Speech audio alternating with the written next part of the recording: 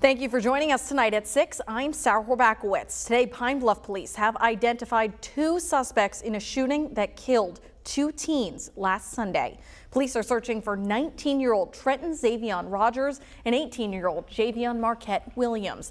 They're wanted on multiple charges connected to last week's shooting, killing 2 teens and injuring another. Last week, officers expounded to 17th Avenue and Hazel. There, they found the 3 teenagers who had been shot. 2 were killed. An 18-year-old was taken to the hospital, but we don't know the extent of those injuries. If you have any information on the suspects, you're asked to call police.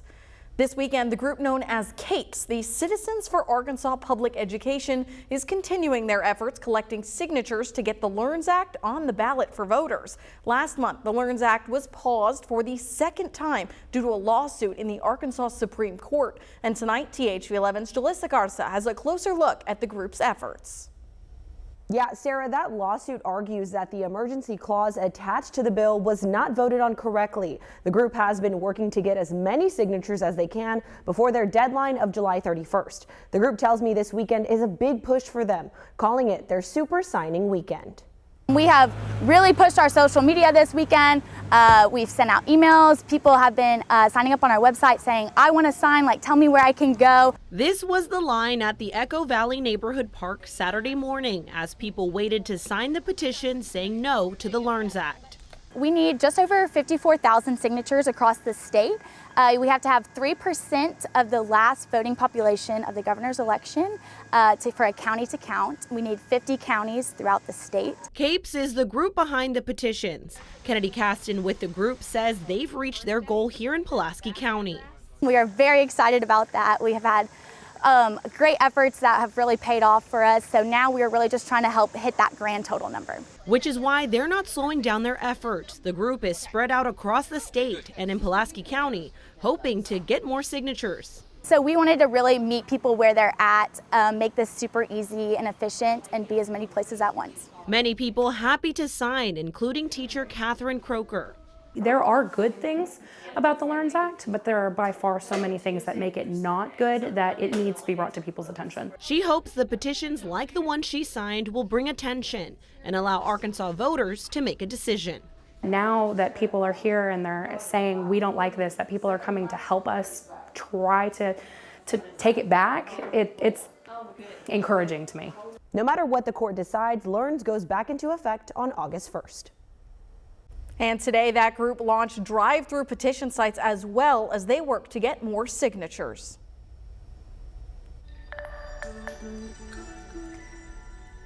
Good evening. Well, a fantastic start to the weekend. We saw plenty of sunshine. It's a noticeable difference temperature-wise and just how it feels outside compared to the last couple of days after we were dealing with intense heat. So we saw some rain yesterday, kind of helped us cool off. Today, it was just cooler with some sunshine. Here's a look at those current temperatures right now.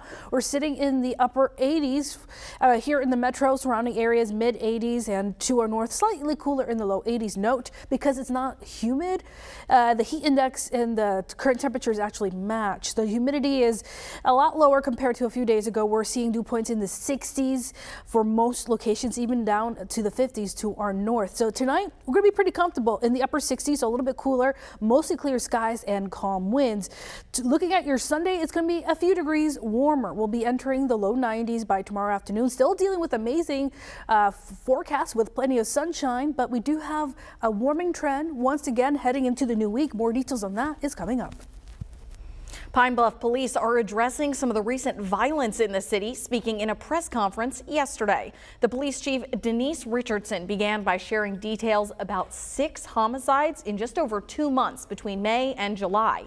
Chief Richardson and Mayor Shirley Washington say they've seen the pain and they're working to curb that rise in crime. Although they've made several arrests in recent months, both agree there's a lot more work to do. Our hearts are broken over the loss of lives that we've experienced. It's unacceptable.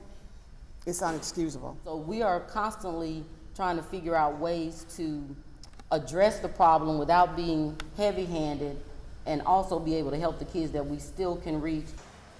The mayor invites anyone who wants to get involved with the city's group violence intervention program to attend the town hall meeting August 22nd. There was a balloon release in memory of Dietrich Williams Jr. yesterday. Conway police say he died in their custody earlier this week. There's not been many details released yet, as investigations into what happened are still ongoing. But Williams' parents want answers. Ian Russell has the latest. This street didn't mean much to the Williams family until Monday, but now it's a reminder of their son's last moments alive and a place to celebrate that life that he leaves behind.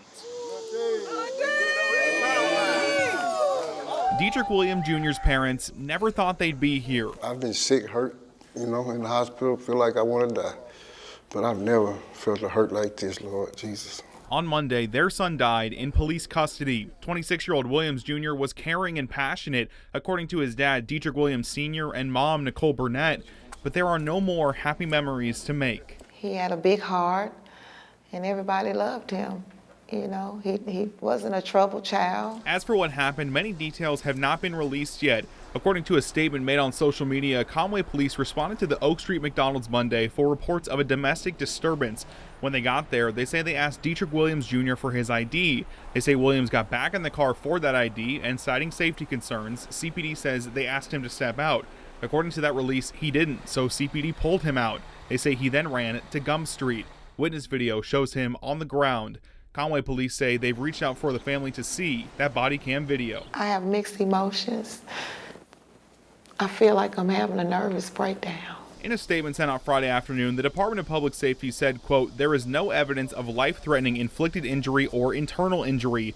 That's according to the associate medical examiner who conducted Williams' autopsy. I know I can't get my son back, but I want justice for him. There's plenty of questions that need answered. Williams and Burnett need those answers too. For now, all they can do is remember their son. That we're hurt, and That we hurt, and we want answers. We want justice for him. Again, there are a lot of questions that still need answers here. We've been continuously reaching out to both the Conway Police Department and the Arkansas State Police for any information about this investigation. But because ASB is looking into this, we won't know more about this until they wrap up that investigation. When we do learn more, we'll be sure to keep you updated both on air and online at THV11.com.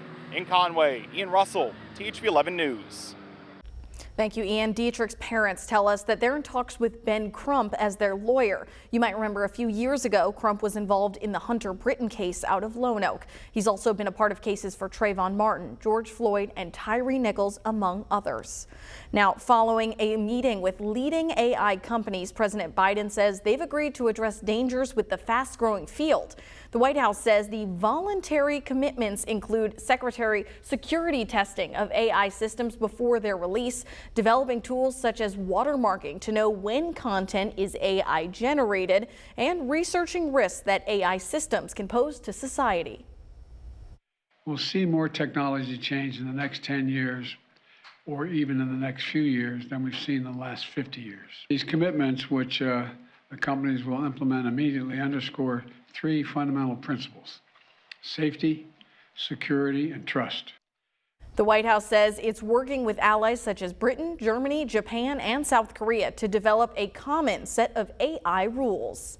Most viewed on THV11.com today, and one of the most searched things on Google here in Arkansas, bed bugs. And we did a little digging. It turns out we're seeing more problems with the pest.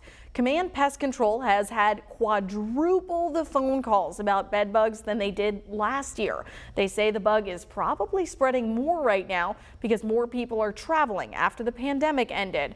Whether you're at a hotel or staying at a place you aren't familiar with, it's recommended to always check for bed bugs. You always want to inspect your travel gear. Also, like if you go to motels or hotels, you would want to inspect the bed sheets while you're there. Now, if you need to treat a bed bug infestation, you can try washing your items with hot water or buying a spray from a hardware store. If those don't work, it's recommended to call an exterminator.